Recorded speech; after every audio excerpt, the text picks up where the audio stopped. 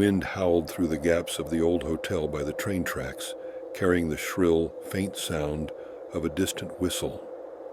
The tracks lay just beyond the windows of room 13, where every few months a new tragedy occurred.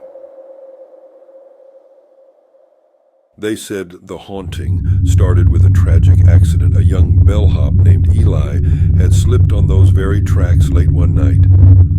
In the dim light, he'd never seen the train coming. The townspeople whispered that Eli's spirit never left, roaming the hotel in silent rage, seeking company in his untimely fate. Guests unlucky enough to stay in room 13 would be found wandering the tracks in their sleep, drawn to the spot where Eli had died. Few ever woke.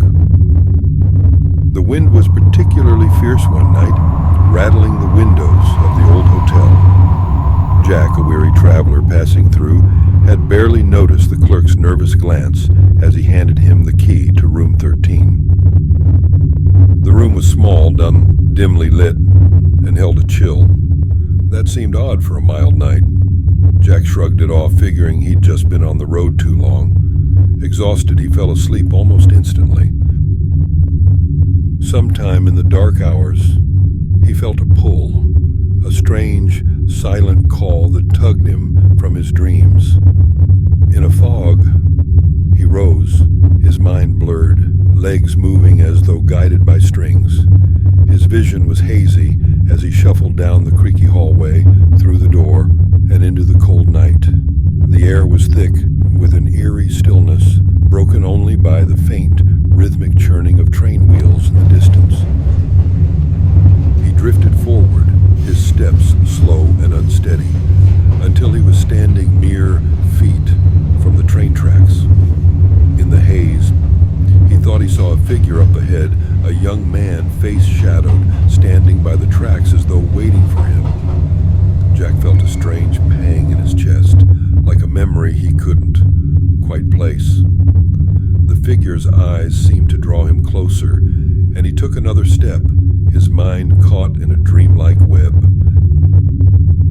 Suddenly, a blinding light flashed from down the tracks, and the low rumble of an approaching train grew louder. The spell snapped.